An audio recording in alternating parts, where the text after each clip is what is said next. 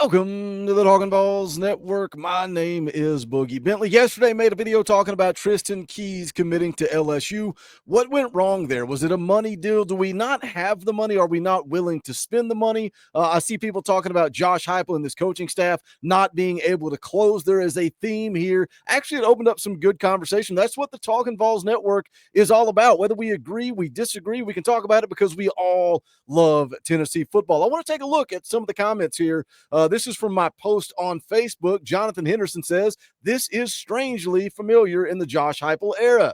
Tennessee appears poised to sign a truly elite player, and then someone swoops in last minute and shows him the money, and that player signs elsewhere. But to mention this will get me, I assume he means banned, for being a nega Vol. Well, the last I checked, I don't ban anybody for being negative, but strangely familiar. Look, it does happen, right? We can easily name off the ones that got away, right? The Carnell Tates, the Francis Mauigoas, the Williams Wineries. But Tennessee is also landing their fair share of elite guys. Is it enough? Probably not. I think they need to continue trending up, and they have been doing that since Josh Heupel arrived. You guys know I talk about the blue chip ratio all the time because it's proof. The facts are there, right? 2021, year one, 31% blue chip ratio. The following year, it goes up to 43. The following year, 46, and then 57. In the class of 2025, 62% of that class were blue chip prospects. I think that tells you Josh Heupel is trending in the right direction when it comes to recruiting. You also got to look, man, he's landed more 5-stars than anybody since Fulmer, Nico, Jordan Ross, Mike Matthews, David Sanders, Isaiah Campbell, Faison Brandon. You got to keep him in the boat. That's the theme of this video. You're going to continue to recruit Faison Brandon. Let's go down and take a look at the rest of the comments here. I respond. I say it's not the Josh Heupel era. It's the NIL era. It's happening all over the country. The kid just told the national recruiting guys that Tennessee and Bama were leading, but he commits to LSU. Money talks. Is it all money? No, but it certainly feels that way here. Jeremy Burke comes in and says, are we not able to offer the same kind of money? And that's a good question. That's a fair question. And the answer is, I don't know. Most of us don't know. Some people like to float around the comment section or on Facebook and speak in absolutes as if they know how much money Tennessee has. We talked about this during the fan call-in show. We just don't know the reality. My response to Jeremy was able to spend. I don't know. It depends. What does the staff want? I don't think this coaching staff is ever going to, and I use this in quotes, overpay for a running back or a wide receiver. Quarterback, offensive tackles, and the edge rushers. That is the priority. I know that for a fact. I have that on good authority. That's the priority for this coaching staff. Robert McGee comes in with a lengthy response. I'll go through it here if I may jump in. I understand that those positions are the consistent priority, but we cannot see that if we don't invest in offensive weapons, it doesn't matter how elite our quarterbacks are. Fair point. If we don't continue to reevaluate our priorities, then we may need to reconsider reevaluating our goal standards. That extra $6 million that Ohio State spent shows on the field. We saw that firsthand. Feel like we're going to have to get over the sticker shock sooner rather than later in this NIL space if we want to be a big dog. Now, all those fair points from Robert, fair points from Jonathan. The question is, do we have the money? I don't know. Fun conversation. I wanted to bring that to the channel, but the bottom line is you got to continue to recruit, right? Even though Tristan Keys commits to LSU, you're still going to continue to recruit him. And this happens when you're in those big boy battles, those elite recruiting battles. You're going to have to continue to recruit Faison Brandon, even though he says he's locked in, he's dialed in. And again, Tristan Keys may be committed to LSU, but guess what? Tennessee is going to continue to recruit him. Yesterday, I talked about 4-star interior offensive lineman Brandon Anderson. He decommitted from Tennessee, but he is still taking visits. We've still got a shot. He was here for spring camp. If you missed it, go back, watch the video. Plus, the guys, that committed to Tennessee in the class of 26 are still being targeted. And that's what I want to talk about today. I want to talk about one of those guys, a guy that is committed to Tennessee, but he's taking visits, and is he another cause for concern? We're going to get into it. We're halfway through this video. Do that YouTube stuff. Smash the thumbs up, subscribe, click the bell. Click that bell. You're not going to miss out when we go live or when we drop a video. EA Sports College Football, Sunday night, 6:30 p.m. Eastern Time, but we will talk all things Tennessee football. If it's your first time here, welcome to the Talkin VAWLS Network. We're not experts here. We're not insiders. We're not reporters. We don't fake it. We don't pretend to be that. What we are is exactly what you guys are, fans. That's why I brought that conversation from Facebook to a video, because I thought that was good, healthy, back and forth conversation about where we are at and what happened with Tristan Keys. So if it's your first time here, welcome to the Talkin VAWLS Network. Subscribe, click the bell, all that YouTube stuff. So what am I talking about? Who am I talking about? Let's go take a look at this tweet. This came out. VIP composite four-star tight end Carson Sneed will take an unofficial visit to Ole Miss on Saturday. Has an official to the Rebels in May. Is he a legitimate flip candidate? Now, is this a cause for concern? If you're not familiar with Carson Sneed, he's a four-star tight end, 6'5", 235 pounds out of Nashville. He's a blue chipper. He's an elite prospect. He's an on 300 guy. He's ranked 279th nationally, committed to Tennessee back on August the 5th of last year.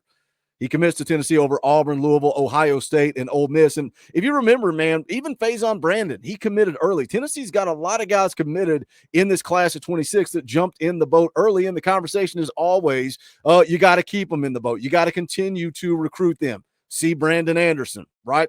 The scouting report, Andrew Ivins of 247 Sports says throwback inline tight end prospect that has actually received some valuable snaps at offensive tackle while also doubling as a front seven defender.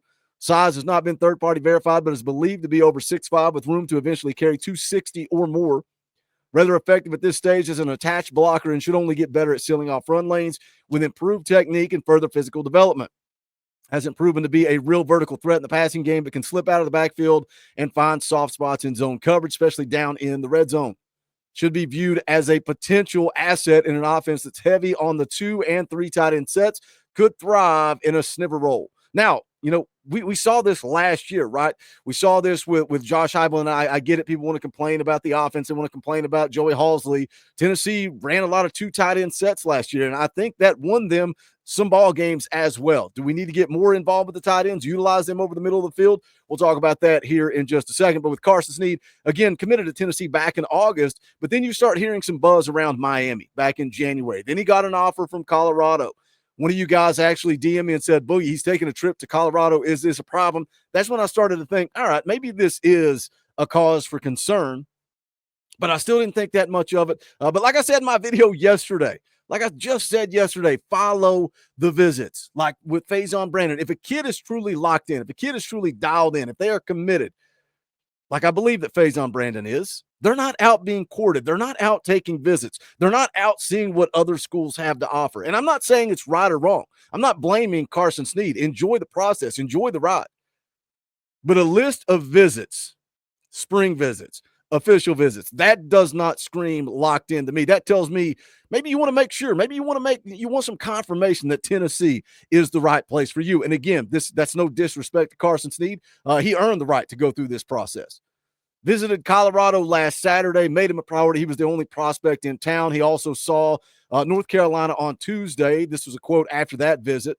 He said the UNC visit went great. Got to sit down and meet Coach Kitchens a little bit. I got to talk to Coach Bill Belichick for a little bit too. They seem to really want me. They see me as a tight end who can do a little bit of everything for them. They can split out, play attach, block, everything. The visit definitely increases my interest in them, especially knowing the background that Coach Belichick has with tight ends and some of the tight ends that Coach Kitchens has had. So, again, you see the tweet. He's going to take the visit this coming Saturday to Ole Miss. He has official visits scheduled. UCLA on May the 16th, Ole Miss on May the 30th, Miami on June the 6th, and then he's going to wrap things up with Tennessee on June the 20th. Now, some other inside information. Miami, the Hurricanes, their on-3 site said this. Sneed has consistently said tight end production and involvement in the team's offense will be a major factor in his recruitment. He noted UCLA's tight ends were targeted more than 80 times this fall, recorded 60 combined catches for more than 700 yards, which helped the Bruins catch his attention despite a 5-7 regular season. Now, inside the Rebels, that's over at 247 Sports for Ole Miss, they said, we are told that Sneed is somewhat concerned about Tennessee's usage with their tight ends. He is definitely a prospect we would put in the potential flip category. So is this cause for concern when you hear that he is talking about tight end production? But I think it's interesting. He mentioned UCLA combined for 60 catches and 700 yards. It's a little bit spread out at Tennessee. Miles Kitselman had 22 catches for 301 yards and 4 touchdowns. Holden Stace, 15 for 131 and a touchdown. Ethan Davis, 13 for 100 yards and 2 touchdowns. So they combined for 50 catches, 532 yards and 7 touchdowns.